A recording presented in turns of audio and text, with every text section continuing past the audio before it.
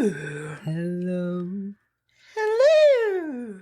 Dude, I'm trying to be all fancy. Well, not even fancy. So I've only got two little tiny cups. I've got the Guru Tama cup that you got me. And then I've got this tiny little teacup. That's just a Cute. tiny little teacup. But the problem is legit teacup. That it's is a teacup with a wide mouth and a short little stack height. So if you barely slosh it, it spills everywhere. Fucked. And just from after fixing this tiny coffee to get back here, I sloshed it twice. And I was just like, so I just expect to do it again. Great. I love that. Lovely. There's nothing like spilling coffee on you. Luckily it didn't land on me, but I was just like, I don't usually just spill shit. So the fact that it happened twice in like a 2-minute period, I was just like holding the bridge of my nose, just like, all right, okay. Coffee is one of those that if I'm having coffee, I will spill the coffee and then I'll smell the coffee for the rest of the day. That's kind of a treat though. I mean, listen, I don't hate it as long as it's not like on a white or a cream colored shirt. Yeah, that's why I can't. I just don't own that color. I found myself adding a couple. I don't know what the deal was, but I was going through ThreadUp, not sponsored, but like that would be cool. ThreadUp, hello. And I just added a bunch of white like skirts and dresses. And then I went and I looked back through, and it must have been one day where I just forgot who I was because there was a big block in my, like, you've saved these for later of just like white things. And I just immediately took them off. I'm like, never. On second thought, better not. What got into me on this day? What are we talking about? So I'm kind of on the flower kick. Oh. You know, I've really been enjoying talking about the flowers that are blooming about this time. Oh, and baby. I thought, I put your butt under the flowers. That song? No, what is that? For a couple of hours every day or something. I don't think they say, do they say I put your butt up under a butt? I don't think they say that. Absolutely not. Okay, I didn't think so. Baby, Daffodils. suck your ass beneath the flowers. You don't do that with songs. I don't do that. Oh, I do that, but I don't usually present them as if that's how they are to someone and say, have you ever heard this song? I figured. Yeah. I see the problem. Daffodil by Florence and the Machine is a good track, though, if you want to hear a very timely song. That's what I'm talking about today is Daffodils. I don't know if you heard it or not. Daffodils, baby. I gotta Google that because I forget what they look like. They're cute. They got little trumpets. Yeah, these boys. I like them because they have an extra cup in the middle. They do. We are going to say the word cup a lot today. I love the word cup. Cup. Cup is one of the words that I feel like I can, I can't quite taste it, but it has an aura when you say it. Fun. It has a mouth feel. You know, cup. Yeah, it's tidy. I think it's the k. I like the k. Yeah. It goes from the back to the front. Which, yes. All right. I'm gonna, there's something that's ringing. I heard Whenever that. my voice goes up, I hear ringing and I don't know what's causing it. Maybe it's one of my 14 needles that I have just dangling on the edge. Just reverberating. Who knows? We'll figure it out. I'm going to talk to you today. Listen, I was feeling spicy. And I was like, you know what I want to talk about? We're going to talk about witchy hot takes. Okay. Some hot takes. Don't worry. It's not going to be that. I don't even know what that means. Or like, I know what it means, but this could mean many things. Just get canceled. Like today's the day, I guess. No, it's not that. And I do want to start off by just saying a lot of these are my personal hot takes. And they're not really that spicy. So you want to say lukewarm takes. I want to say tepid takes. These are mild takes. Yeah. Okay. But I will probably refer to them as scorching or volcanic at some point. But they're not. Who goes first? I'm looking into that. I think it's you. I feel like I went first last week. I went first last week. It's me? It's you, okay. baby. Sweet. Alrighty. Let's do it then. So Here's the I'm thing gonna with bring up my daffodils. daffodil pictures so I can scroll them the entire time that you talk about them. So daffodils are not just like a set. So all right, here we go. Daffodils kind of describe a group of flowers. In the genus Narcissus. What? Yeah, we talk about that a little bit today. So they're generally spring flowering perennial bulb plants. I was just about to ask if they were a bulb. Bulb. Love a Yes, bulb. they are. And so there's some common names for them there, including the daffodil. Daffodil's a common name for these. We've got a couple that show up later that are other common names for them. Jonquils are another name for this genus. Used to describe some or all, depending on who's talking. So again, daffodil applies to multiple different flowering plants. So the botanical name again for daffodil is Narcissus. Named. All right. So there's a couple of things with this. So obviously you hear that, you think about the myth Narcissus, right? The young man who admires his beauty in the river, who is like kind of tricked into falling in love with his own reflection. So there's like a couple of reasons that it's believed that Narcissus is the name for this genus. One is kind of the obvious ties to Narcissus and how the flowers kind of droop down, like they're looking down, kind of like in, to water, checking themselves or out whatever. in a reflecting pool. Right, exactly. But now there might be another reason that's not quite so on the nose. So it could be that the name derives from the Greek word narco, which is the root word for narcotic. So the etymology might actually be referring to daffodils' toxicity, which they're toxic. I did not know that. So all I feel like parts that's of the plant are poisonous. You should know. Yeah, Does part everyone of them know this already? They might. I'm late. The bulb is the most poisonous, but leaf, stem, and flower will make you sick. We get into it later. And so it could be that it was Pliny the Elder that kind of tied them, it seems, to this like narcotic kind of thing. So it might be that Narcissus is more rooted in that than the Greek myth. So it might be more rooted in the toxicity. So you could plant this in your like poison garden. Technically, you could. Yeah, they'll make you throw right up. Oh, yeah. Will they make you like a deadman if you swallow the whole bulb? I don't know if you swallow the whole bulb or not, but it does seem that it doesn't take very much to eat until you get sick. You might die. I don't know. So the name daffodil is derived from aphrodel, which is a variant of asphodel. So that's kind of where that's rooted into. And that seems to be rooted in Greek as well. So you get a lot of Greek roots here. Is there anything about ducks and daffodils? They always look like ducks to me. I wonder if it's because Daffy, maybe? I think Daffy Duck. But also just the way they've got that second cup. Like these particular ones. Like I saw someone describe that it looks like they're going to start honking at any given moment. There's a specific type that I'm looking at called cyclamenius daffodil. It's where the white flowers are like growing backwards and the orange part is coming out. Yeah, they do look like they have a lot to say. Yeah. No, I didn't see anything related to ducks, but honestly, I'm kind of shocked. Do you think that sometimes when we talk about stuff, it's like in Best in Show and you're the serious one and sometimes I'm what's his face? Fred Durst. Fred Willard, yeah. That's what I felt like just now when I was like, oh, do these flowers have anything to do with ducks? Did you see in your studies anything about ducks? That's exactly what I felt like. I'm gonna shut up.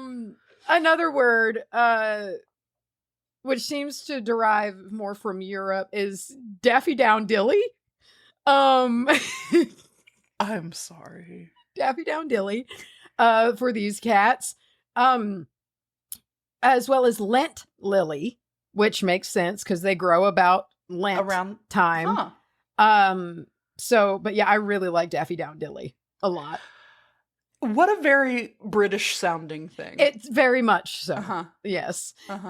So as described, Narcissus has conspicuous flowers, with 6 petal-like little petals, and then a cup or trumpet-shaped corona, which is the little front little thing that looks like it's going to honk at you. Yeah.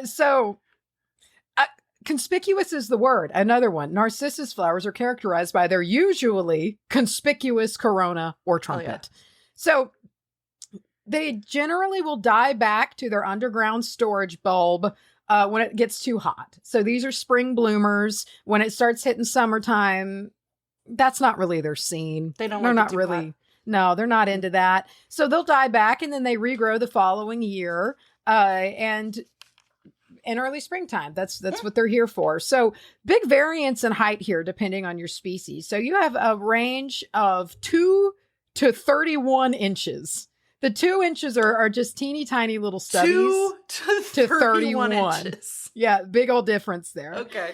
So just, just depends on what you get. And there's a shit pile of cultivars too, which we get in later. And the whole cultivar thing really confuses me because those are within species, but like there's so many. There's like so many.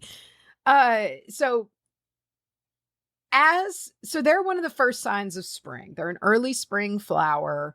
And it kind of makes sense that they represent March. They're a big March flower. This is when they're popping up.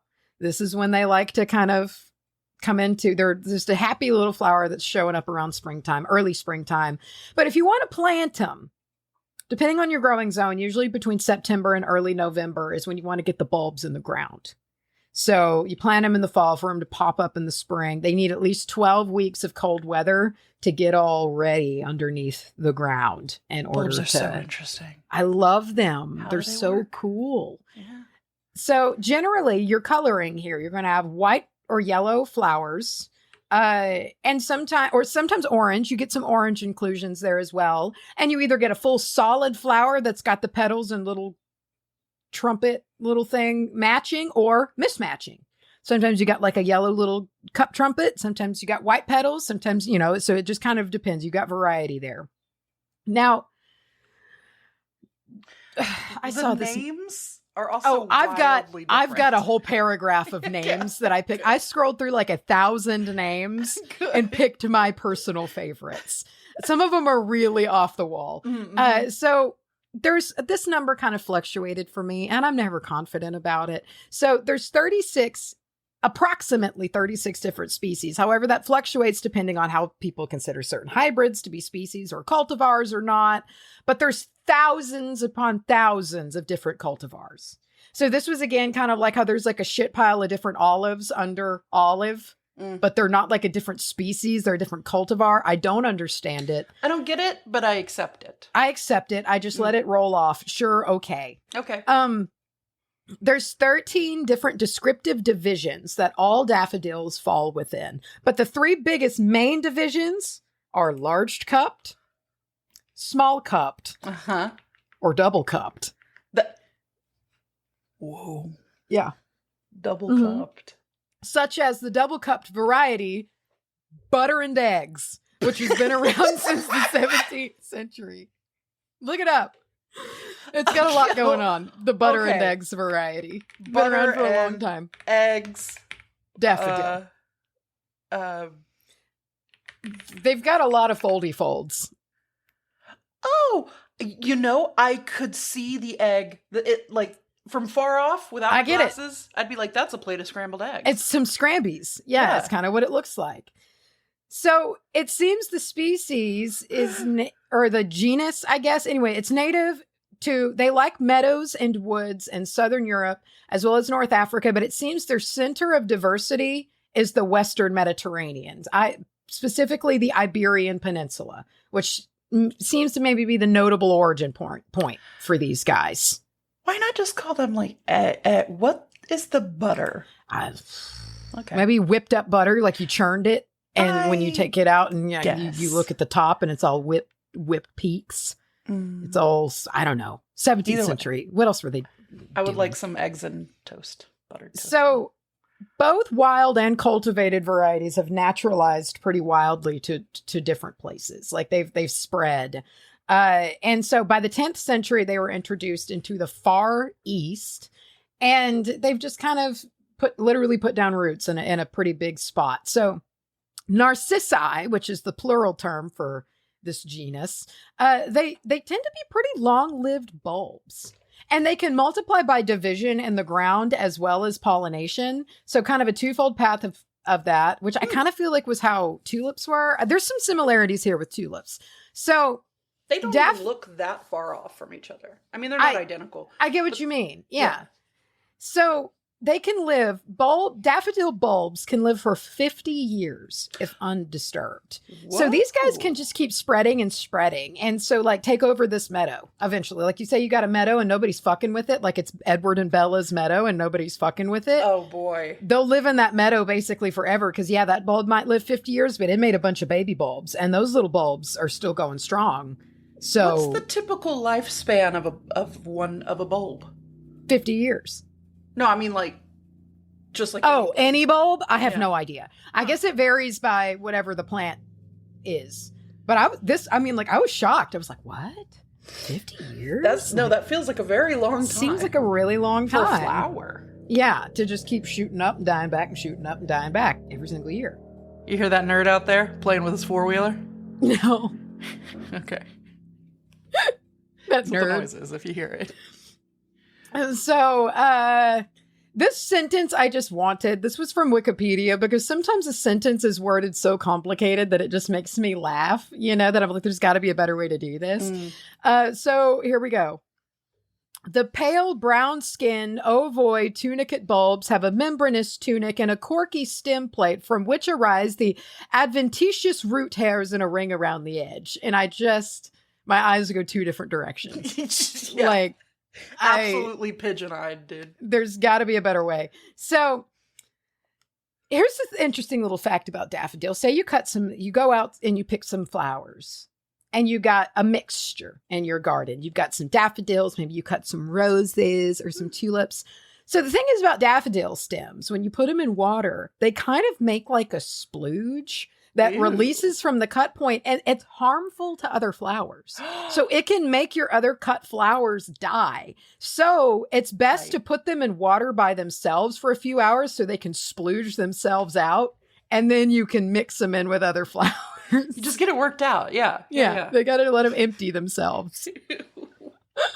Get the poison out and then come back. Yeah. And then, then they can mingle. But they've got some gunk in them that's a little bit toxic for everybody else. So the UK is the largest producer of daffodils by like a mile, producing 80 to 90% of like the cut daffodil flowers for the global market, which is crazy. Primarily, most of them coming from Cornwall. Cornwall grows so many daffodils. It's ridiculous. So how did they get there? Well, it seems the Romans might have spread them from the Iberian Peninsula on to other, they went goddamn everywhere. So did the Romans I know they filled their shoes with plants, but did they just like pack their pockets with like bulbs and seeds? Because it feels like they just went around Johnny Appleseed. They had roads, and I just feel like they just carried everything on these roads. Like they were just like, well, we got daffodils here, we got to have daffodils there, and they just make some room, load them up on wagons, and bring them over here. I don't know. But it seems they were likely brought again from the Iberian Peninsula. Like Spain and Portugal still have the largest variety of daffodil species, and that seems to be the origin point of them. However, daffodils, while popular, even so they didn't have tulip mania level of popularity. They were a common cut flower in the Dutch economy. And, but like they still had some love, right? Art and literature has celebrated daffodils over a very long time. In Narcissus poeticus is one of the big, most prominent ones. And they've just similarly to tulips, Istanbul also had quite a big, like, I don't know why I can't remember economy. Sorry, like growth. I was like growth money, store dollars. I couldn't. My brain just went out. So So by the early Baroque period, both tulips and narcissi were pretty common in the springtime garden. there. And so by 1739, Dutch nursery catalogs had at least 50 different varieties. Some did by 1739. Impressive. So they were loved. Toxicity. Let's talk about this. This is from Poison. City. I know, it's all I've thought about is system. This is from poison.org. In case you forgot, poison.org exists. Oh my God. Sorry, that sent a shiver through my whole body. Yeah. All right. All parts of the daffodil contain a toxic chemical, licorine. The part of the plant that contains the highest concentration of licorine is the bulb. However, eating any part of the plant can cause symptoms such as nausea, vomiting, abdominal pain, and diarrhea. These symptoms usually last about 3 hours. The bulb also contains chemicals called oxalates, which are microscopic and needle-like. When swallowed, oxalates cause severe burning and irritation of the lips, tongue, and throat. They can also cause skin irritation. Ooh. Because they're kind of like little pokies. That sounds rough. Isn't that terrible? Dude, that's like a little porcupine. Usually, the only treatment required is rinsing the mouth well and drinking water or milk. If vomiting or diarrhea persists, watch for dehydration. If a person is having severe throat pain, difficulty swallowing, or drooling, medical evaluation and treatment is needed. Symptoms are apparently more serious for animals, so don't let your animals suck on them. And so, interestingly, on the poison.org page, they'll have little snippets, like a little gray box that says, like, this really happened. And so this is an actual example account that happened, somebody called Poison Control. And I thought it was informative because it involves toxicity, but it's not like they died. And I feel like they put this here because this is the most likely scenario. So on a beautiful day in April, a 4-year-old girl ate 2 daffodil leaves. 20 minutes later, she began to vomit. Her concerned mother called Poison Control for advice. The child vomited 4 times. Poison Control told the mother that vomiting is expected after swallowing any part of the daffodil, and that the concern would be if symptoms persist or worsen. The mother was advised to give the child fluids and to drink plenty of water and watch her closely. Poison Control called the mother 2 hours later. The child had stopped vomiting, was drinking fluids, and was symptom-free. 2 petals did that?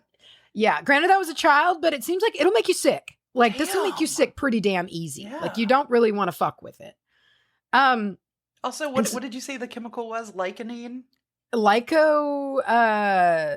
was that? Licorine.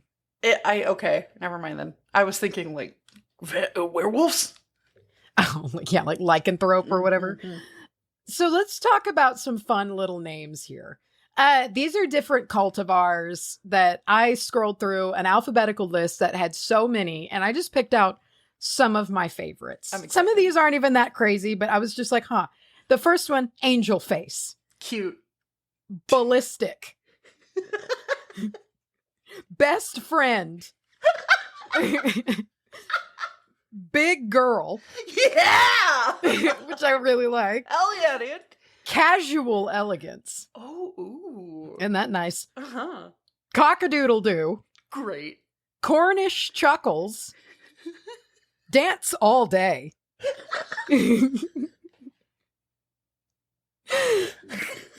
Dinner at 8.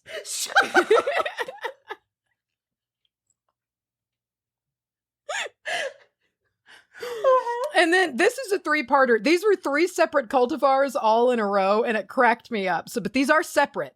Dr. Alex Fleming, Dr. Bill, Dr. Bob. All 3 different cultivars.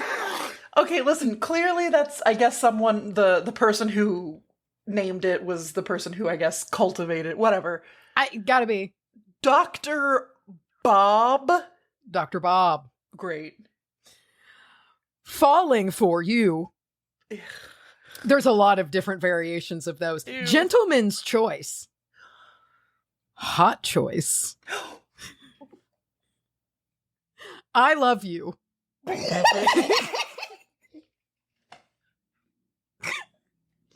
So simple. It's a date. Let's dance. Let's kiss. Lord Snooty. I'm sorry, I straight plain don't believe that one. Lord Snooty? Lord Snooty. I'm Googling it. Also, following it up, Lucifer. Tight. I know. Very unexpected after all of the, like, I love you. Dance I love with you. me. Dinner Let's at 8. Kiss. Lord Snooty is also a fictional character who stars in the British comic strip Lord Snooty. So I guess named after that guy. Maybe so. Oh, Cindy! With an exclamation point. What? Uh-huh. Sex on the Beach. Smooth Criminal. Terminator. The Godfather. Woo Woo. And You're Beautiful. So, those were my personal favorites. I'm sorry, I need a minute. Clearly, okay, some of those, somebody just picked like their favorite movie, you know? Yes. I'm not recovering from a couple of those. My favorite yourself. Personally is Cindy. Oh, Cindy. I like Big Girl. Big Girl is really nice. There's so many different ones. They're really fun to read through. I've never thought to look through each different cultivar of flowers, but I'm going to start from here on out because it really delivered. They're so dumb. The Big Girl is pretty. The Godfather is apparently the biggest blooms of all.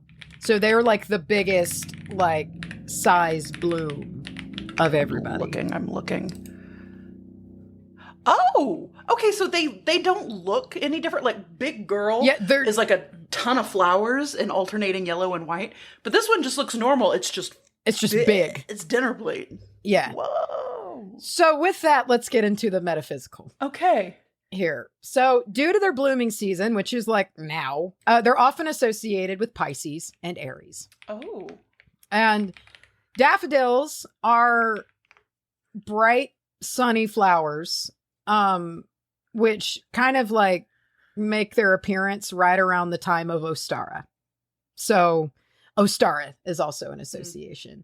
So the spring equinox, which is the 21st, it's kind of your Ostara time. That's coming up. So if you want to throw down with some Ostara celebration, you got some daffodils. Cindy. Yeah.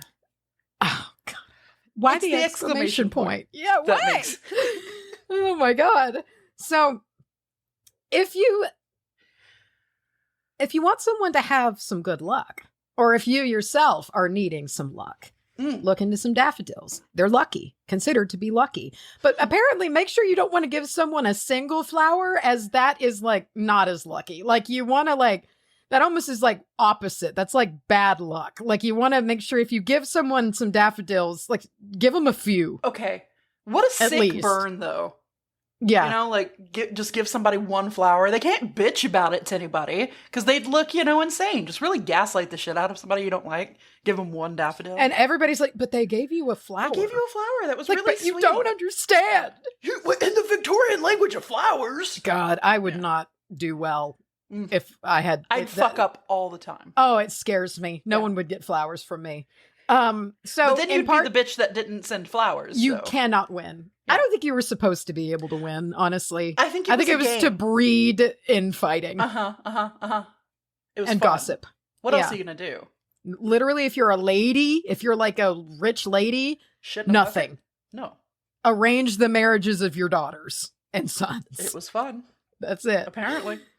So in the British Isles, including Wales, if you're the first person, apparently, I don't know if this is true or not, but if you're the first person in your neighborhood to spot the first daffodil of spring, it means you'll see more gold and silver coming your way. Like you've got more fortune coming your way over the coming year. I'm out in my yard just peering. Looking. Yeah. It reminds me of how like the first person who spots Dresden Mabnektana coming back from Alba gets a reward every season. He is Cindy. He's the big girl. Oh, yeah. Cindy.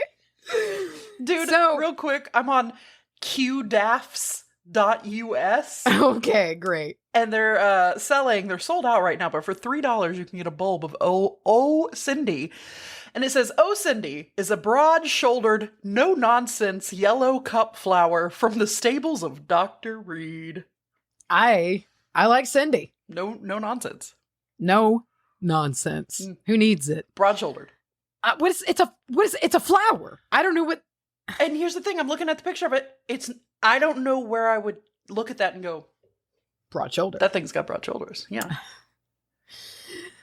Reading some of the descriptions for the names of the cultivar was really fun. I will say they were really, really, really, really fun. I wanted to put the ones with them with the ones I chose, but it would have added an extra 40 minutes. It was just so long. So one day, so let's get into that. Let's get into that little bit of the myth here with Narcissus. Just a touch here, a little bit further, to also kind of get into some of the other meanings, I suppose, for the daffodil. So there was a little sweet wood nymph named Echo who spotted Narcissus hanging out, and Echo was like, I'm in love with that. I'm in love with that man. Oh, yes. Okay. And however, Narcissus was too self-absorbed to care about Echo. Echo was like, get out of here, Echo, you nymph. And so she, in heartsick loneliness, wasted away until there was nothing left of her but her voice, which might be where the name Echo comes from. I did not look into it. Interesting. And so thanks to this story of this like unrequited love, this is from Learning Religions, by the way, daffodils sometimes are used to represent love that is one-sided. So they can represent that sometimes. So, okay, hold on. Pause. So if I sent someone some daffodils, would that mean I love you and I know it's one-sided? Or would that mean you love me, but it's one-sided? Open your eyes. Sorry. I don't know. I was wondering about the same. I was like, how would you apply that knowledge? Like, how do you best utilize that information? Exactly. So, because like my ass would send some cute boy some daffodils to just be like, look, just so you know. But then he could also open up his door, see the daffodils, and be like, the fuck? Yeah, shit. What? And an additional tie to the Narcissus myth, whether or not this is where it came from, or if it came from the narcotic tie of the word. From what I'm seeing, the name Echo is associated with a nymph who loved Narcissus in Greek. There you go. Okay, Echo. And so Narcissus is punished later on for his treatment of Echo. To be lured by his own reflection, he looks in the water and he's like, whoa. And he stares and stares and stares at it. And so apparently some other gods are worried that Narcissus is going to starve to death. So they thought that the proper response was to turn him into a flower, being a daffodil that blooms in the spring. I don't see how that's an improvement. I guess he didn't die. He's just a flower. You know what? Now. I guess it does force him to take a break. You know, you got to go back into your pod for a little bit. For a little while. Doesn't seem like that much of a punishment. I mean, unless I don't know. You're self-aware the whole time. Yeah, that's true. That if you know that you used to be a person and now you're a flower, it's like turning into a spoon. Yeah, it scares me to death. Spoon. I know the fear of that potential possibility happening. I didn't enjoy it.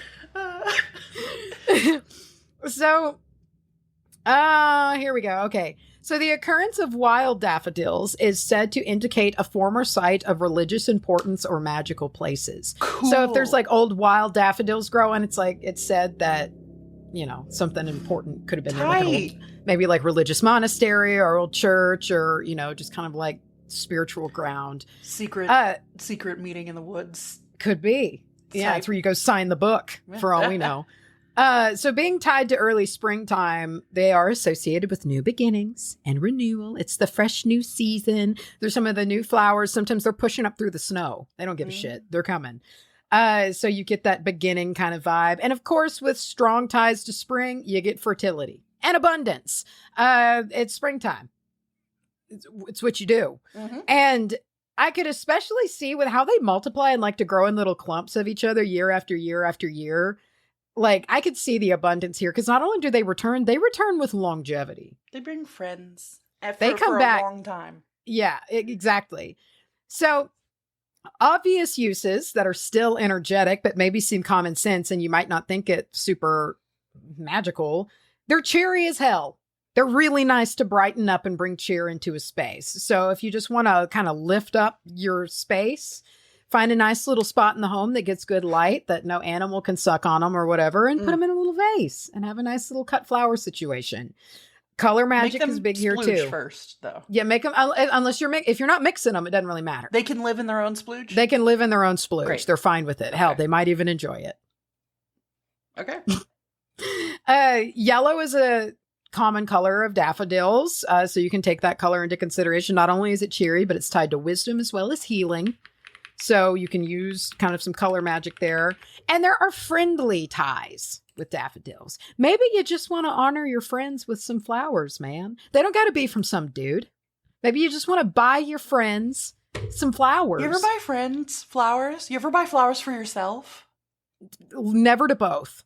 I buy flowers for myself sometimes, but I've never gotten a friend flowers. That's a lovely idea. I seriously have in here. I don't know why I've literally never considered this That's before. so great, because who's Why going to don't we appreciate them more than like your friend, you know? Right. You know, for no reason. Just, hey, coming by. I brought you some flowers. I thought you would enjoy this. What a nice... And it's just such a nice, uplifting thing, you know? And so maybe you just want to celebrate your friends. Get them some flowers. There's also self-love here with daffodils. Well, we got to think of these narcissus ties here. There's that association there. And while we don't need to do it until we die, maybe we can harness some of that energy of looking at our reflection and being like, hot damn. Yeah. Who's that? But then peeling away and going to eat some lunch. Right. I don't know. Happy medium. I could do it. You know, you could come back later. You could do it every time you look in the mirror. You can go to the bathroom at the restaurant and be like, hey, and then you go back to the table and eat your lunch. You just got, guys, I got to go to the bathroom real quick. Hold on. You just slip away like 4 times during dinner. And just give yourself the eyebrows in the mirror. Your friends are like, do they have a problem? Should we? Do we need to check on them? But anyway, that's daffodils, aka narcissi as a genus. I love also the idea of calling like a group of people who are like kind of toxic the narcissi. Narcissi. However, there were some that said narcissuses, but generally that's not liked as much. I don't like the that. more appropriate term is narcissi. Doesn't have the same ring to it. Yeah. No, it's difficult. I do prefer octopuses over octopi, however. Which is the proper term, octopuses. Yeah, I guess. I don't know. 2 things that brought into my mind. Did I ever tell you about when me and my friend called the deli and asked if they had any octopussy, and it was the funniest thing in my life? No, anyway. But that sounds like something absolutely a millennial growing up would do. Absolutely. And I remember the reason it made me think of that is because like I told my dad that for the first time recently, and he like really cracked up, and I was like, I did it funny.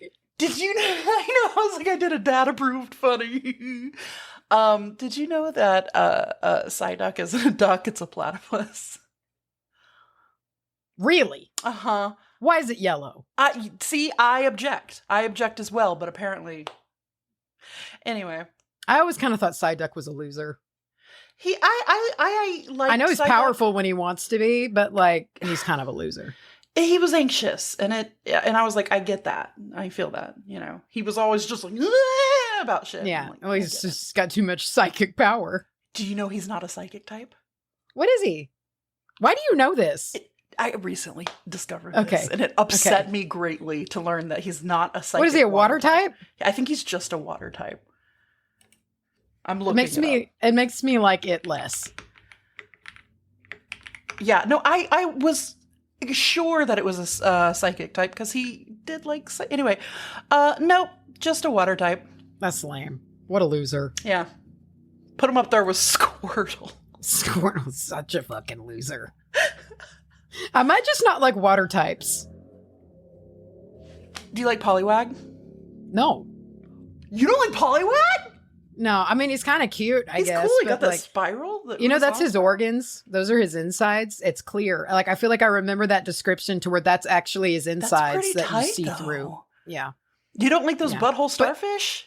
But I think, I just don't think that they are as effective. And I also don't like the name Star Me and Star You. And the gemstone thing is weird. Yeah. It's supposed to be an animal. What are we doing here? Cloyduck or whatever looks like a puss. It's all weird. The water types don't do it for me. You have like Dratini, who's kind of cute. Sure. You know? Yeah. But like, I could just and the big dragon, the big water dragon thing, the big fish. It's you bap that fish into the waterfall and then it's like. Yeah, that one's pretty sweet. Gyarados or whatever, that dude's pretty tight. Yeah. Now that only Pokemon fans are left listening, let's talk about hot takes. Okay, great. All right, listen here. Dude, do you hear that? Seriously. No, dude. I don't hear. It's a. I was trying to say really loud, but the word that came to my mind was abortionally loud, and that's not right. That's not correct. The right word. Abominably loud? Maybe that's what perhaps? I was going to. Abhorrent yeah, no, I can't also hear came it. through, but I don't think that was correct. It's abhorrently, I think is a word. Yeah, good word. It's super duper loud, brother. I think it's just getting filtered. I don't hear it. Okay, well. I hope it's getting filtered. Listen. Most of my witchy hot takes, listen, I've broken them down. I've got mild, I've got spicy, and I've got scorcher. So this is like Taco Bell sauce. Yeah, dude. Mild, hot, and volcano sauce. What's your favorite? I don't like any of the Taco Bell sauces. I think they all taste gross. Give it to me. I go dry. A bottle of it from like the store. I go dry. Like if I get a couple crunchy taco supremes, I just eat them as they are because they're good. You go dry? Yeah, they're fine. They've got sour cream on them. What else do you need? Well, that's true. Yeah. Okay, listen. Here's my first mild take. Okay. Honestly, a lot of this can be boiled down, and I'm going to be asking you about your mild takes too, so you better start putting them together. Okay. Witchcraft and science. I don't think they're opposites. They're not opposites. They shouldn't be opposites. They absolutely overlap. Absolutely. And I think that there is a lot of, I don't want to say hate, but there's a lot of kind of like the giggles, like, oh, that's a crystal. They're a crystal girl, haha. You know, or they're like, oh, they talk about their astrology sign. You know, I believe in science. And a lot of it, I'm like, well, you know what? Understanding how magic works does not make it less magical. That's my hot take. Well, Boom, hot take. Put a sound in right there. I feel like magic can exist in the holes in which science hasn't solidified an answer. But just because you believe in magic doesn't mean that science should stop being an answer. It should still be an answer. Yeah. But there's a lot of things that we don't know or understand, and magic can fit right into those spaces. But like science is still incredibly important, and also verifiable data. Yes. That's is the other part right there for you to look at and read. Yeah. And I think a lot of what we understand, and this isn't an original thought, this is something I have seen people say, but like stuff we understand now as science was once. Understand. Dude, did you hear the news about Aaron? Aaron? No. What happened to Aaron? His wife got arrested because she allegedly tried to hire a hitman to kill him. To kill Bagans or Aaron? Aaron. Why would you want to kill Aaron? Whoa. Okay. Wow. Yeah. That is all alleged. What's his last name? I don't know. I just know he's the one that wears the vest. The little camera fishing vest. Yeah, Aaron thing. Goodwin. Yeah. This is from Fox News or People.com or Yahoo. I'm seeing all of these. Ghost Adventure star Aaron Goodwin's wife posted cuddly photo pair 1 week before allegedly plotting to murder her or have him murdered. Okay, I'm going to have to chase this down later because I've got two schools of thought based on no knowledge. One, why would you? And two, what did he do? I don't...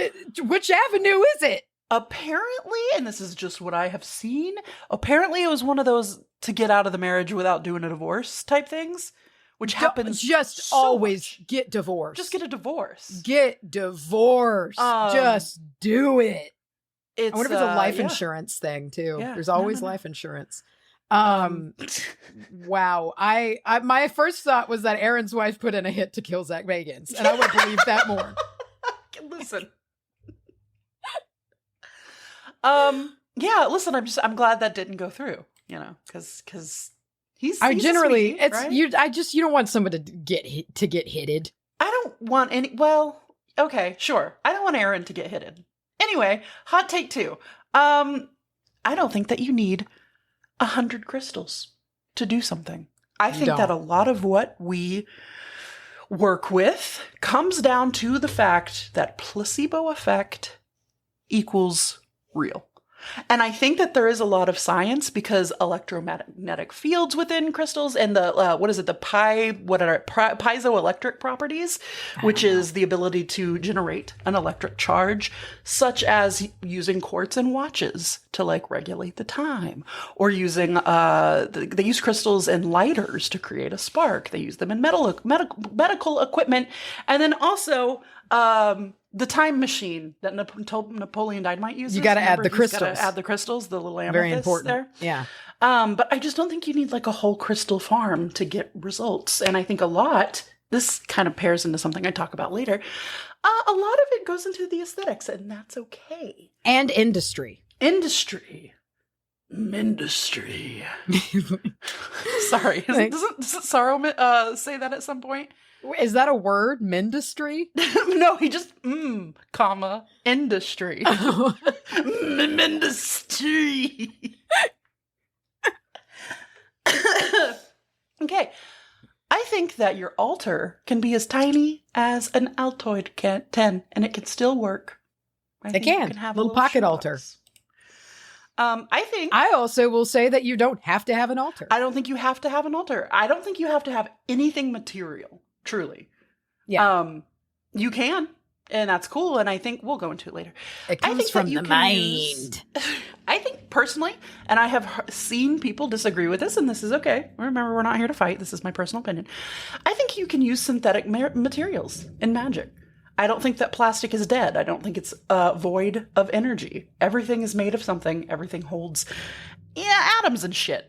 Somebody made it. I think you can use your little 3D printed wand if you want to, and it still can hold just as much as something you like crafted out of an ash branch or whatever. Mm-hmm. It's just person to person. I generally like to use natural stuff, but like on the topic of 3D printing, you print a cute little thing for your altar or a cute little thing to kind of represent your spell or whatever. Hell yeah. That's cute. What is what would you print to be the visual representation of like a hex or a curse? Oh man, that's difficult. I thought you were just going to end it with what would I want to print for my altar, and it would absolutely be Squiggles the dolphin. Great. Honestly, for a hex, a spoon. Whoa. Well, now, see? And that's what I mean. Things have the meaning that you give them. So like, you walk into somebody's house, they got a spoon on their altar.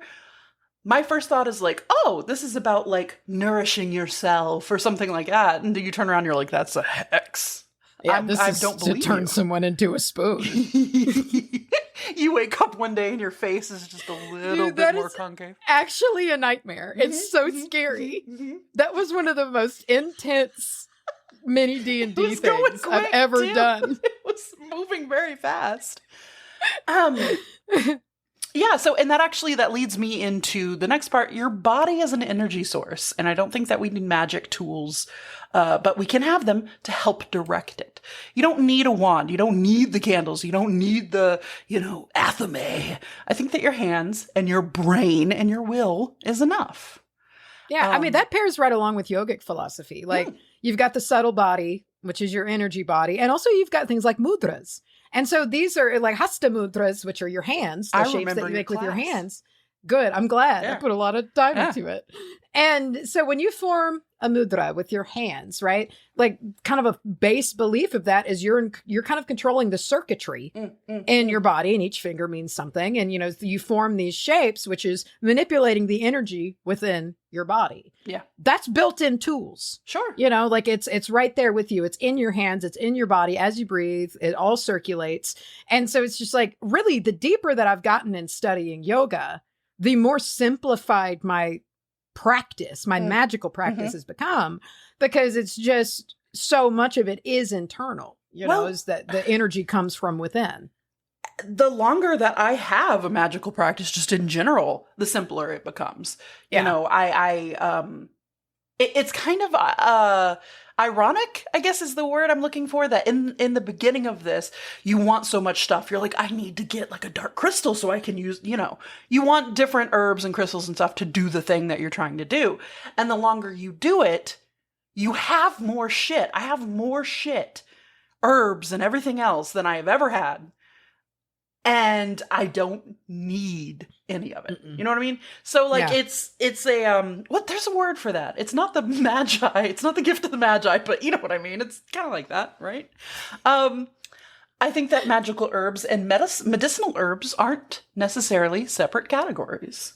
You know what I mean? We've got willow bark equals aspirin, chamomile and lavender and peppermint, medicinal and magical. I don't think that, we need to have a separation of like, here's my altar herbs and here's my kitchen herbs. That's all. Yeah, no, some of them touch tips, and that's great. I love it when they touch tips. They're doing the thing from Predator, the hand clasp. Yeah, you know? They're clasping forearms even, like men. Oh, dude, it's a little detail, but in movies, when people clasp forearms or wrists instead of hands, I'm like, yeah, that's a more structurally sound way to do that. Why don't we do that? Why don't we clasp forearms anymore? I would like to. Can we clasp forearms in the future as a way of just from breathing? here on out? Yeah. Way more satisfying. And especially if you do it to someone who's not expecting it, they go for a handshake and you clasp their forearm. And then it's a power move because they've got to clasp your forearm. Yeah. Otherwise, their arm is just sitting there like, wow. Yeah. Ooh, especially if it's somebody who's like, they're gonna show you how strong their handshake is for power, and then you just grab their forearm. Grasp their forearm. I would also just rather grasp someone's forearm or wrist because I feel like it's less gross than a palm. You probably weren't holding your ding dong with your forearm a minute ago. Yeah. You don't wipe with your forearm. Yeah, probably not. Probably be hard. Not. Be kind of difficult. If you think about the mechanics. Well, I mean, you can. I mean, there are people who wipe that don't have hands. So, well, sure. I'm saying like, generally. In general, you're probably not up. You're in there with your fingies, and I don't want to touch the fingies. Yeah, and I'll clasp your forearm instead. I'll clasp your elbow. I'm going all the way to the elbow. Here's one. I don't think that every single dream is a vision. I don't either. I think sometimes your brain. Sometimes it's just brain vomit. I think your brain sometimes is just doing maintenance work, and I think that it depends. If all of my dreams were visions, dude, I would have the craziest goddamn life with the kind of dreams that I'd be dead already. Bro, I've been shot in the head so many times. You'd be in jail because you murdered Mike from Virgin River. I did murder Mike from Virgin River. Yeah, I would be dead in jail. Or, I have dreams sometimes where if I am really into something at the moment, or if I'm seeing it a lot, that's what I'll dream about. I know that's really common, but I've been trying to like scroll less through not just, I don't want to say I'm trying to media. not what?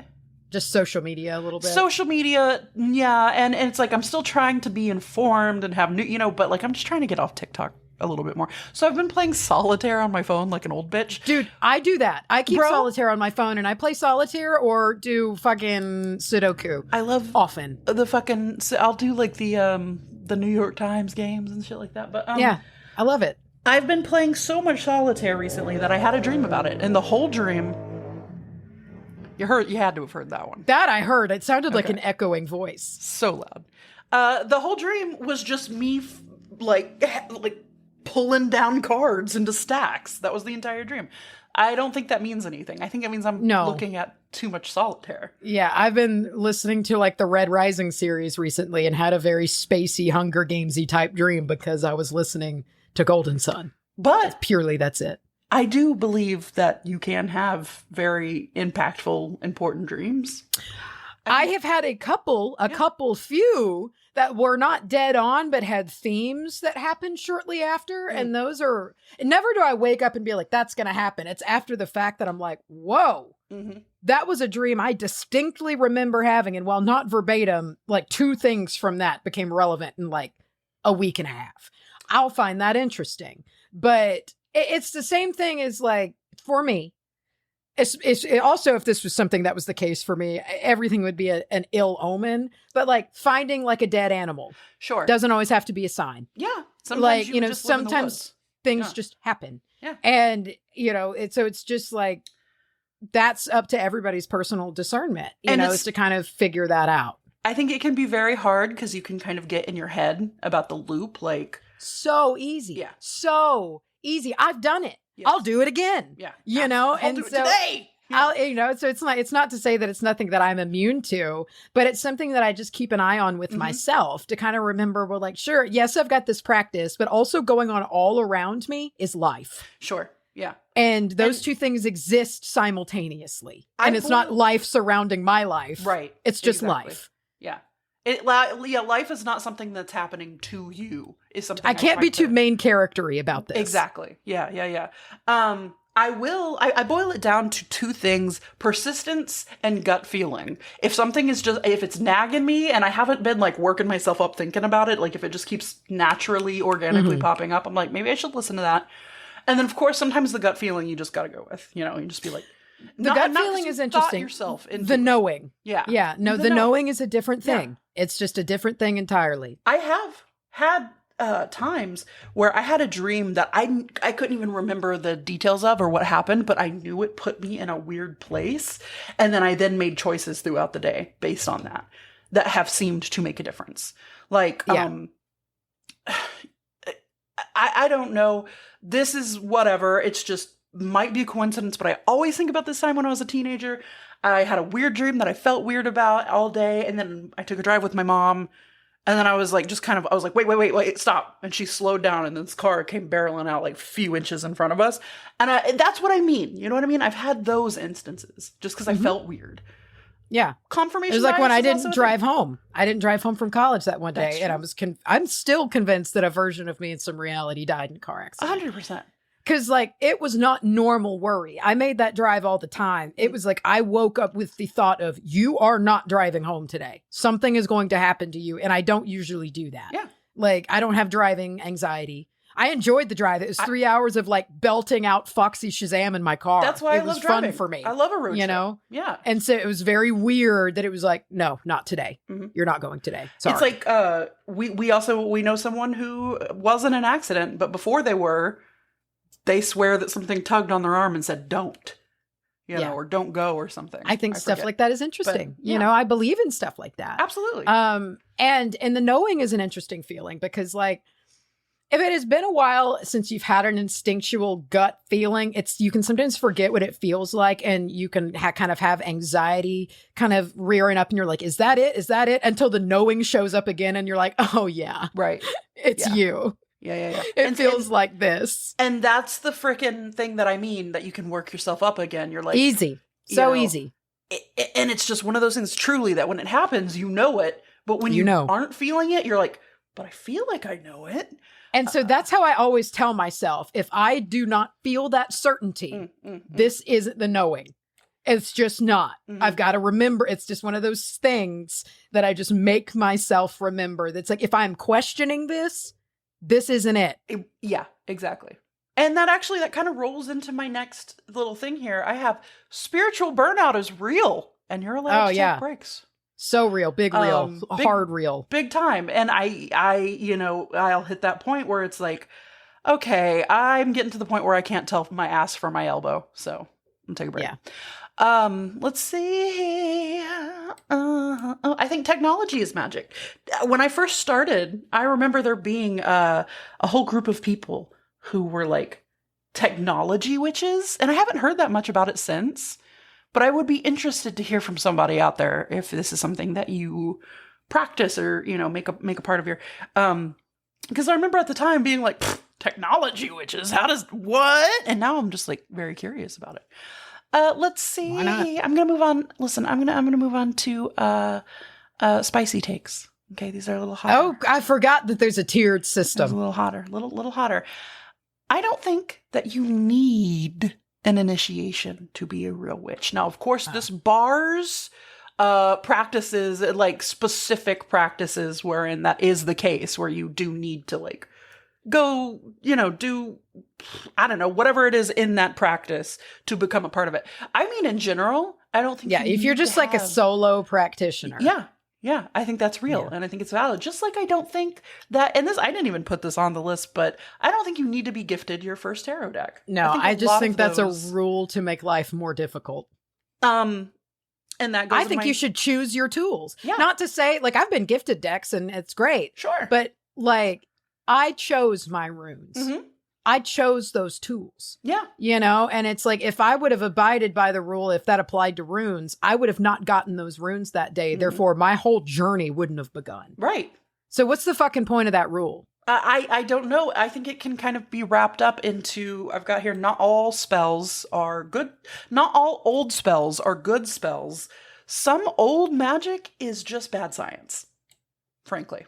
And I think that there are some things that are work. Honey, as an antibacterial, works. I think a lot of these things, when we talk about like the herbs and stuff, people have gone through so much trial and error. Obviously, I'm not talking about like plant medicine proven, but like Culpeper. Culpeper, putting crushed up gems and lead into your eyeliner, drinking mercury. Or into horse shit. Mix your horse stuff shit with horse shit. Exactly. Yeah. Let's not. I don't think so. And I think that magic evolves and always has evolved because science has helped us refine what actually works and therefore what magic is. Mm-hmm. Let's see. I think that some ghosts don't want to talk to you. Not all ghosts want to talk to you. No, I don't think they do. I'm sorry. I don't want to talk to everybody all the time. I don't trust someone who divines and occasionally doesn't say, I couldn't, I'm sorry, I couldn't. Exactly. It should not be a 100% success rate. Like, it's like fishing. Like, it's just like, there's some days, listen, just doesn't happen. Although it would be cool if you were just like, that was like your mildly cool superpowers. Like every time you go fishing, you just bag you catch one. A fish. Hell yeah. I mean, that's usually Hunter. I don't know if he ever gets smoked, and it's insane to me. But like, it's kind of the same thing. I mean, you're basically dropping a lure, being yourself, into an ocean or a body of water, and it's like, who's going to come bite? Maybe you've got guides that usually rock up, but like, sometimes maybe not. Maybe it just ain't happening today. I've had my own guides that I'm the closest with kind of dip out for a little while. Yeah, because on vacation. I mean, yeah, I'm like, what are you out there? I don't know what you're out there doing, but like, I'll see you when I see you, I guess. And you can take it a little personally, I think. Because you're like, but you're my God, you're mine. Where are you? You don't have other descendants. I like to think that they do. They've got another descendant they're going and having like a little you. Like. Yeah, I get them for a little while and proceed to ignore them blatantly until they get tired and come back to you. Well, I mean, I think that's the case, I mean, it's like, depending on how far back we're talking, there's like a handful. We've got shared ones. Yeah. Oh, yeah, absolutely. And I think that you can't just be like, oh no, they're only seeing me. Some spiritual encounters are our brains processing sensory information weirdly. Pareidolia is a thing that I kind of go ugh about sometimes, I think. Yeah. Because, just because someone thought they saw Jesus in the toast doesn't mean Jesus was in the toast. I'm the same way with orbs. Mm-hmm. Okay, exactly. If I see a photo with an orb in it, I don't care. I don't buy orbs. I think here's the thing. If I see an orb with my own eyes, if an orb flies down, that's a different deal entirely. Like then I so believe that orb. But if it's a photo with a shit pile of orbs in it, man, it's too easy for that to be not a ghost. It's just too easy. And I mean, especially when you have a lot of really reputable investigators saying like, we don't even consider orb photos. Like, it's just too muddy. It's too... A bug? It's too muddy. It's dust. Yeah, dust. I don't know. Refraction. Mm-hmm. Like, I've taken pictures at like dusk when the light's coming through trees and gotten like 50 fucking orbs. It's just like, it's too easy. To me, evidence only works if it is pretty damn definitive. Same thing with EVPs. If I'm guessing or if I'm having to like fill words in or if it's just like a... Which is like the favorite for, or it's just a grunt, it's like, said, get out. Yeah. It doesn't work for me. Well, that's the whole point of being a skeptic. I mean, most skeptics aren't skeptics to be an asshole. A lot of skeptics are people who truly want to like verify things. I want good data. Yeah. That's and it. You can't let the chaff through if no, we're going because it hurts the whole, seriously. It hurts the whole investigative subject. If you start letting shitty data in, it brings the whole curve down. Yeah. So it's just like, I think that's why it's good to be discerning as a believer. Exactly. We both know we each believe in ghosts. 100. Very, very, very seriously. Yes. But like, I'm going to be picky. Very. On that info, on that evidence that comes in.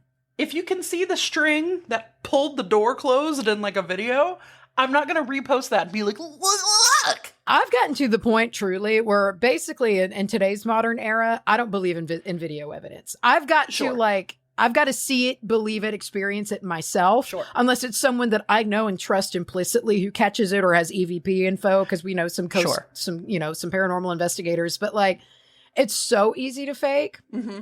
And there's also really common tropes too that you can usually spot fakes when you have been just like looking at shit like this for a long time. But like, I've just kind of gotten to that point to where it's like, I want to get out there, capture that shit on my own, or know other people that I trust, because otherwise, like, I don't buy it. I don't trust it. It also depends, I think, on being really picky and skeptical about the equipment that you use, because again, with this whole processing things, a very common one is the EMF detector, and like in a place where there's lots of EMF, from wires and shit like that. We've seen that happen. Like that easily can ruin an EMF investigation. Where you just need to toss it out. It doesn't work. Medically, it gives you weird. You things. might feel a little creeped out in this room because there's a shit pile of EMF in here. Whatever. Also, a lot of those EVP things that they use on shows or like apps, they have a pre-loaded dictionary of words. The like the Oculus or whatever that's got like the word. I don't understand that thing. Yeah, to where it's like, so you're telling me a ghost from like the 18th century is scrolling this Rolodex magically and picking murder. Like, dead. I don't know about it. I also doubt the stick figure machine. I love the stick figure machine, though. I like it, but I give it the side eye a lot. The stick figure machine is an I want to believe kind of I do want to believe. But I every time I see it, I'm like, man, I don't know about this. Were you there when my parents lived in the house that they had for a very long time? Yeah. And Mom, it was me and I think it was you and Russ, or there was like a few, like the cousins were together, I guess. And Mom got one of those apps that you put on your phone and you just hit play, and every once in a while a ghost voice comes up and it's like, murder, and it's like, oh fuck it, and Mom was like asking it questions. She turned it on and she said something like, are you here right now? And it said, cow. She was like, what? And it said, cow. And anytime my mom was the one holding the phone doing this, all it would say is cow. Who's being cunty on the other side? And the thing is it happened like 7 times. Cow. I remember just dying laughing. So what a bitch. Oh my God, that's so good. Cow. Oh God. Okay. Ooh, shit. This is a very personal one, and I'm sorry to anyone out here. Pendulums make me go side-eye. Pendulums make me go, I don't know about that. I understand that just because there is so much chance for subconscious intervention. I think that here's the thing. I'm not saying that I think pendulums don't work or aren't real or fake or whatever. I think that there is a wide percentage of perhaps user error that can happen. I know myself with micro movements have influenced the way a pendulum has swung because of what I wanted it to do. And I've had to check myself and be like, okay, am I doing this? I'll buy it if it's in a frame. If it's like hanging on a hook. Oh, okay. Gotcha. To where like that's, to me, like, that makes sense. And now, that's also mind-blowing. That shit starts moving with nothing touching it. Right. Or you give it a put and it'll start picking a direction. And then maybe it kind of does it. But there are people out there who say you have to have the physical connection, though, to in your hand. And I'm like, if it's like a planchette or whatever, to where it's like know. you gotta hold the planchette, Planchette. I don't know. And also I'm biased just because that's not granted, I'm not much of a diviner as it is, but pendulums have never been my method of divining.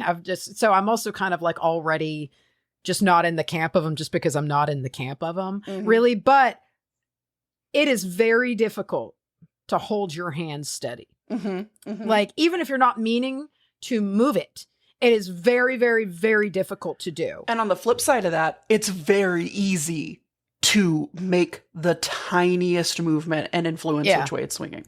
Yeah, and when something's hanging from a long chain, the smallest movement makes a big difference. Right. And so it's just, I just find it, again, if we're talking data. Yes. It's not clean data. It's not clean data. It's not clean enough. I am not picking on you. No, it's personal for preference. Doing it.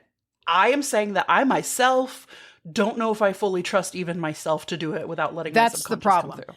Yeah. Like, hell, I mean, even drawing and holding a pen with the pen attached to paper, my hand can shake. Right, sure. You know, lifted in the air, holding something with a long chain on it that can kind of swing from my subconscious, just minor movements. It's just, again, it's me. Anything that I would see, I'd be like, oh, wow. But that could have just been me moving. Sure. But down that line, I think that perhaps that it could be a wonderful decision-making tool. Maybe if you are asking not necessarily spirit to show you the way, but if you're just sort of saying it out loud, like, should I do fill in the blank? And you really think about it and kind of meditate it and hold on it, I think it might start swinging the way that you feel about it on the inside. See, but that's the thing, is that I would always kind of wonder, be like, am I just answering this the way I wanted? Yeah. Should I go get some ice cream? Yeah, and then it's just like me saying no yes for 45 minutes, and then it slightly says yes. Slightly says, I knew it. Shit. Yeah. So, I mean, I don't know. And there's people who practice with them exclusively that are, you know, also, like a lot of things, it's skill-based, I'm sure. Mm-hmm. I've just never gotten to that point. And I just like my divination to be more fixed. Like when I work with runes, I toss them. They land where they land. Sure. You know, and that feels just a little bit more stuck. To me. But that's just how my brain works. I've got a lot of I've got a lot of Capricorn in me. Your mileage may vary for sure on that, you know. And I say this as someone who owns a pendulum and a pendulum board. So, you know, there's that. We're going to move into Scorcher, and here's where we're going to get into volcano sauce. Okay. Here's the thing. I don't think that your big three in astrology can excuse bad behavior. Me neither. Sometimes you're just being a fuckwit. Yes. Yeah. And I mean, I think it's all good and fun to be like, oh, that's the Aries or that's the whatever coming out. But if it's causing you to not take accountability, sure, you're being an asshole. It's the same thing as like, I haven't seen people do this in a long time, but I remember like in high school, people would do that thing where they're like, I'm not a bitch. I'm the only one that says the truth. I'm just being honest. Yeah. No, sometimes you're just... Sometimes you're just a bitch. Yeah. And it's like, you know, it just had to be said. Oh, sorry. That's the, I don't know, Libra in me. I don't think that that's what Libra do, but. No, but you know, like it does get on my nerves, because it's like a lot of things. It's a characteristic. Sure. It's a trait. Yeah. It's not the law of the land. Yeah. And you got a lot of control over that, my guy. Exactly. Like I think that, and here's the thing, we've talked about this. We didn't necessarily give a shit about believing in astrology at all. No, for like a while, until Amber blew our minds, and then Teresa blew our minds. Like people who knew their shit talked to us. You about find the pattern. Your brain finds that pattern. You're like, there's something here. I don't fully understand it. So while I think it's all well, good, and fun to like make the jokes and stuff like that, I don't think that it's easy to just do bad things or do mean things or whatever, and then just be like, well, I'm sorry, that's how I am. That's what I am. And it's like, there's this magical word called accountability. And it's a very important word. And sometimes it's uncomfortable. You're in the forest. But it's a word. Yeah, you're in the woods. Where?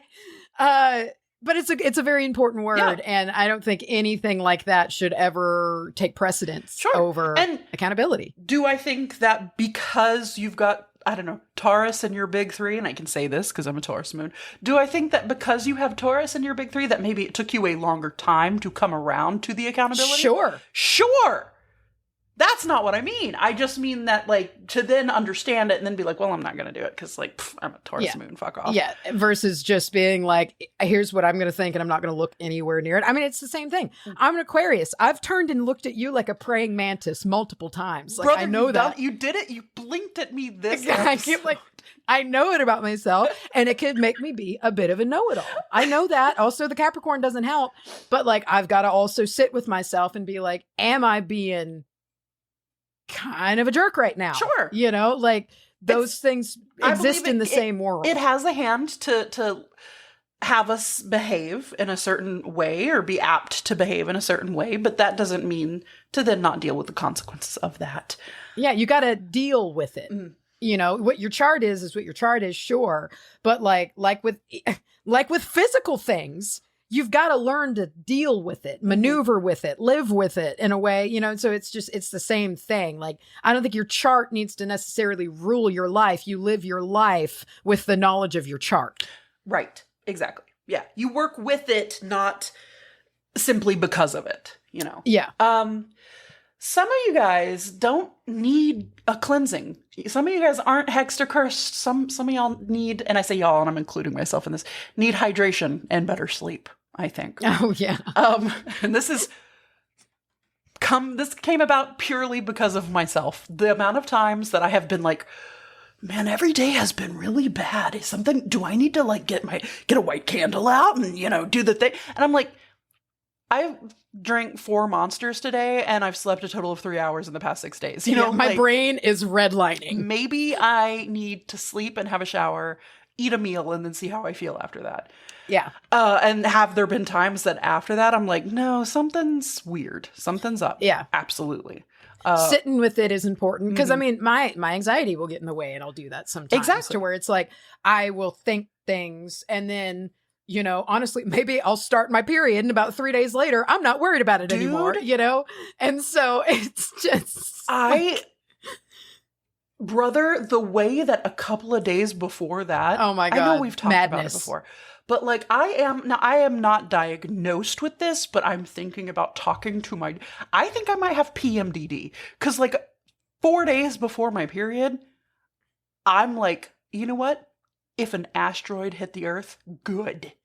I am so like apathy angry and so mad and like depressed and just nothing. And it's like for 2 days and my entire life, I've needed someone else to tell me that I'm about to start, even though I track it and I know it, even though I know probably it's coming. This. It's like I've had you before be like, hey, are you about to, you know, like in the past, I remember a specific phone call. I remember I was driving in my Chevy Lumina in Forney and we were on the phone and I remember you saying something like, are you sure you're not just like about, and I was like, maybe. You know, and yeah, I was. I didn't hate the world. I just needed to like...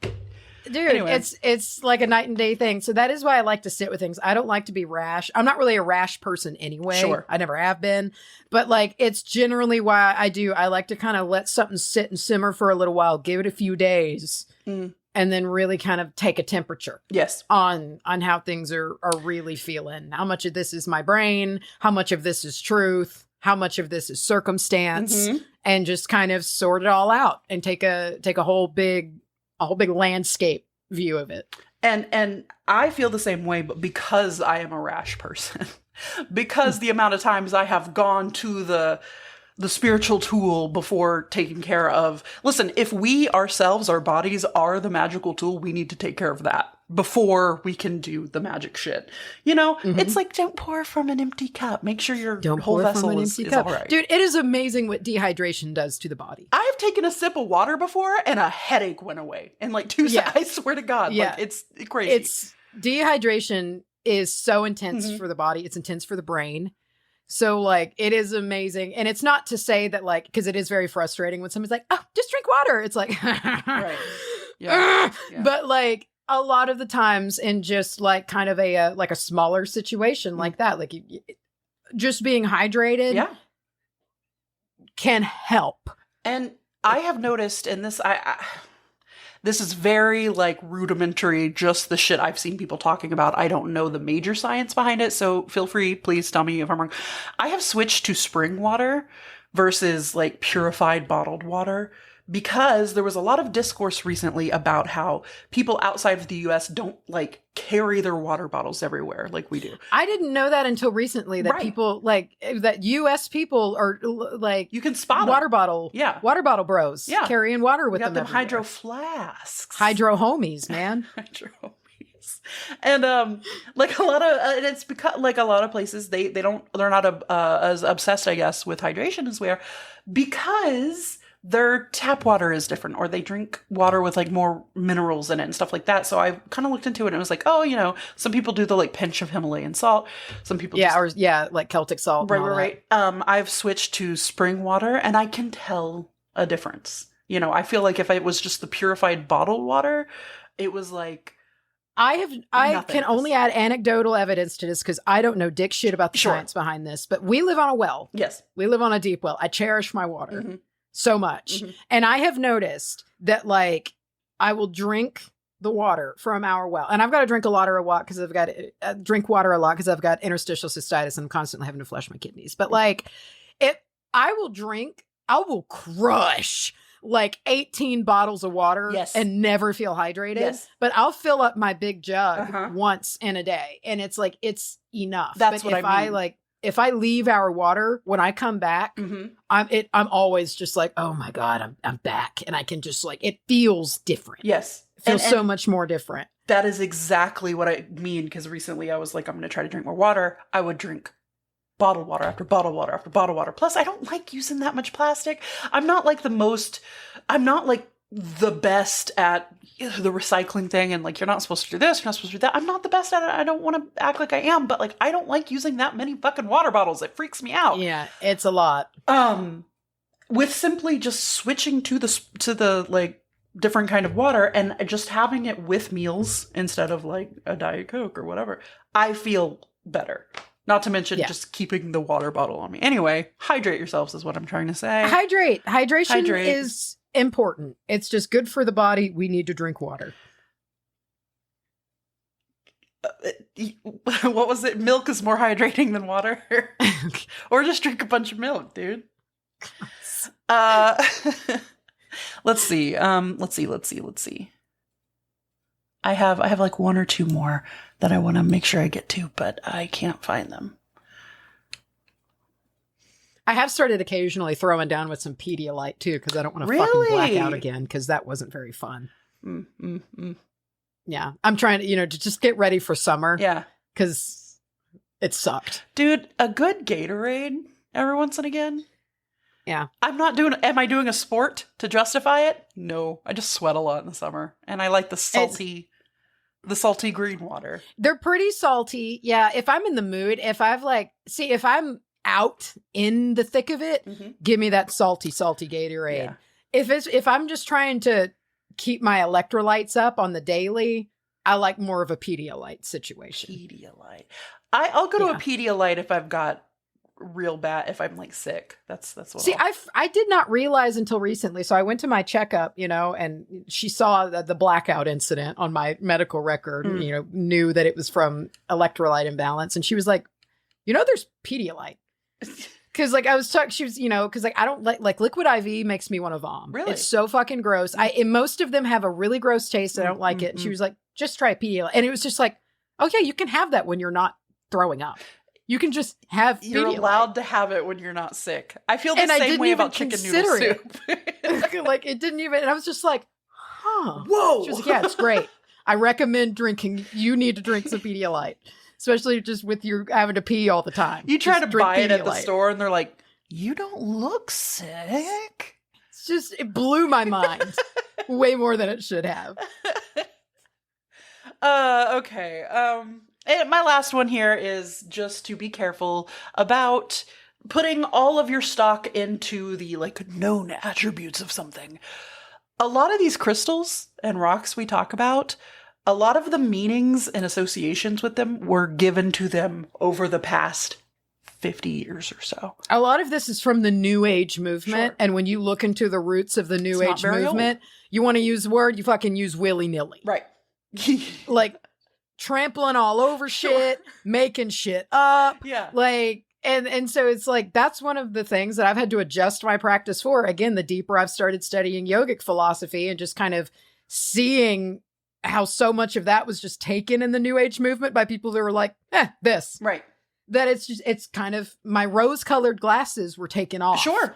And it's kind of changed the way that I practice, absolutely. to kind of where information comes from and where it originated. It takes me back to when we went to Jordan's retreat many, oh my gosh, many moons ago. Such a monumental experience. 2019 retreat. God damn. I will remember holding those herbs and her being like, yes, what does it say to you?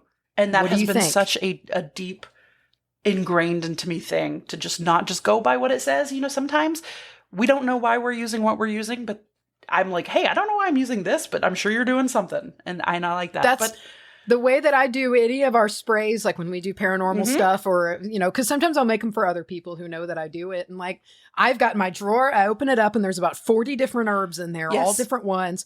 And I just grab. And a lot of the time, pull you like a magnet, and you're like, and my hand just kind of grabs them out and I don't even always know what they are. I just pick the ones that feel right. And then it's like after the fact that I start grinding it all together, I'm like, oh, this. And it usually all works out. But like, I almost don't even allow myself to think.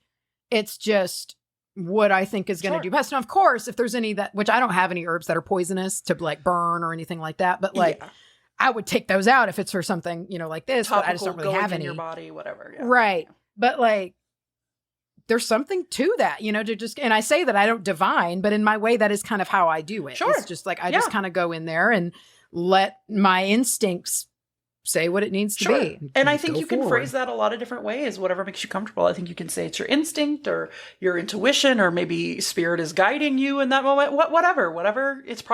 You're probably right. We'll put it that way. I just want to wrap up with like, science does not debunk magic. No, it doesn't. Science explains why magic works, I think. And I want to hear y'all's hot takes. Not too spicy. We're not trying to fight. Be good. We got our mods are tired already.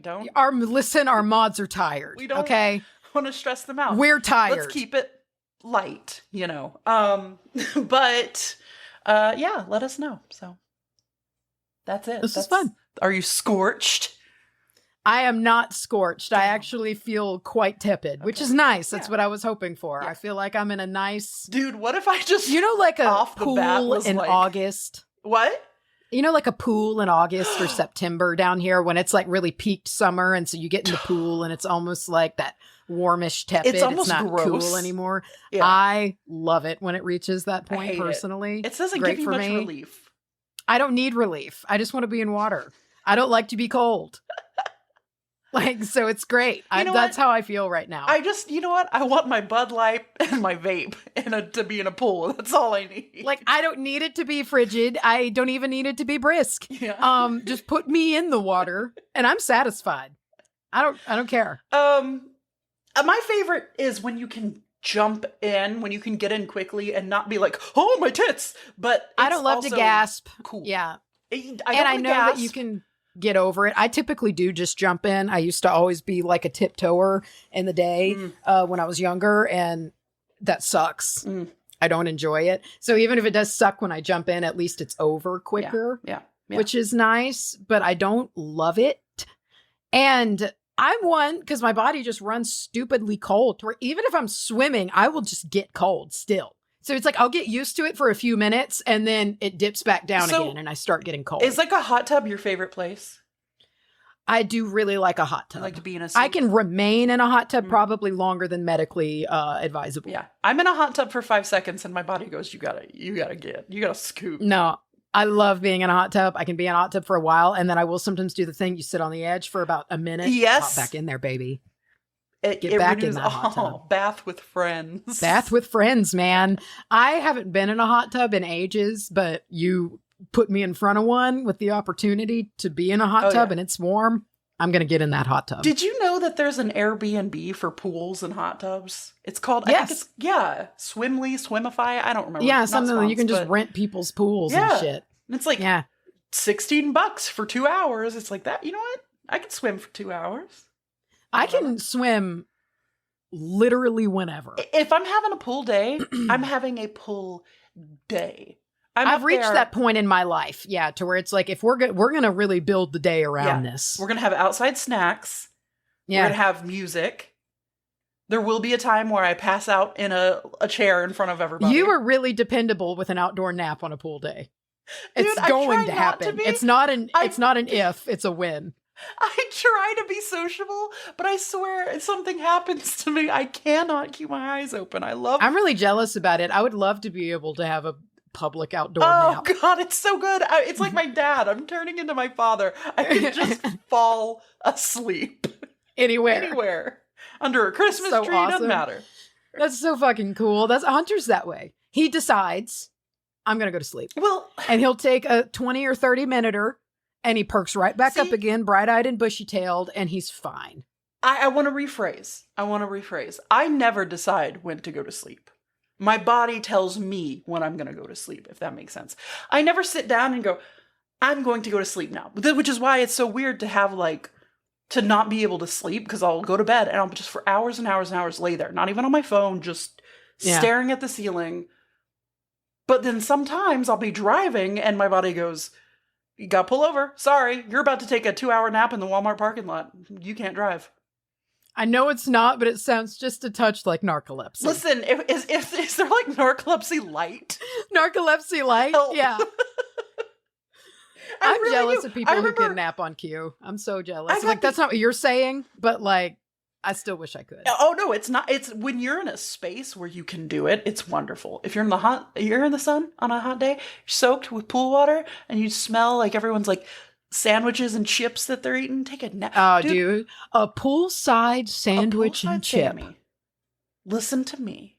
Oh my God. Especially if you throw a cold bevy in there. You got a cold bevy, put some of them chips on that sando. Some olives and pickles. Oh! Yeah, no, have a relish tray. Mm-hmm. And you're gonna nap. Oh, yeah. That is the thing. A pool day is exhausting. Yes. Oh, you're gonna be tired. You need the extra snackies. You need the nappies. But I remember one time I was in college. I was in one of my science courses and I was just doing and I couldn't help it. Oh, yeah. And I remember looking at, and I was trying so hard. And then on my way out, I remember passing the teacher and she gave me one of these. And I remember just being I can't help it. Yeah, anyway. I had an 8 a.m. That was a computer class. It was BOM, Business Operations Management, or it's you learned how to use Excel and Access. It was the worst class to have at 8 a.m. in the morning. Literally the worst. And I'm bright-eyed in the morning anyway. Sure. But I just remember always being in that class and just being fuck. Oh, dude, God, I remember in college picking early classes. I was I'll be forced to get up and come to class, and then I'm up for the rest of the day. And then just not going to a lot of my morning classes. I always went with the early classes, and I've always been that way. I always even jobs that I've had, if I had the option for flex schedule to get there at 7 and leave at 4, I'm taking it. I want to get in early and be done early. Prefer that if it's a job, but a learning when you want me to remember this. No. But see, my brain works better in the morning. I'm a sliding scale downward as the day goes on. By, I don't know, 4 p.m., I'm rapidly declining. I'm really, I peak in the morning. Okay. And so then by about 4, not good. Pepper. Well, it's usually when I need to go home and get on my comfies and then not leave. I think I'm an upside down horseshoe for the day. Okay. My line goes like that. A parabola. An upside down horse. I told you I didn't go for my morning classes, dude. I dropped out of college, dude.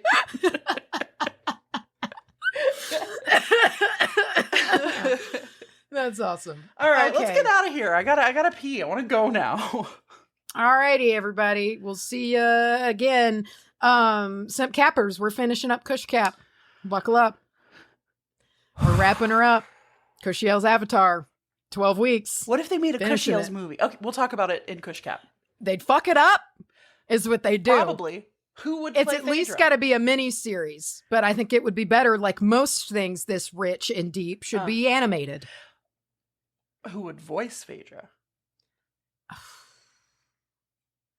I don't know. See, my opinions vary because right now, this last section just makes me a little bit mad at Phaedra. We're going to get into it. It's not like the biggest deal in the world, but sometimes I just want to shake her, And so like right now, like my brain immediately, like when you said my brain was like someone annoying, but like it's just because she just gets on my nerves. My name is Phaedra, and I'm going to tell you a story. It's just like, bro.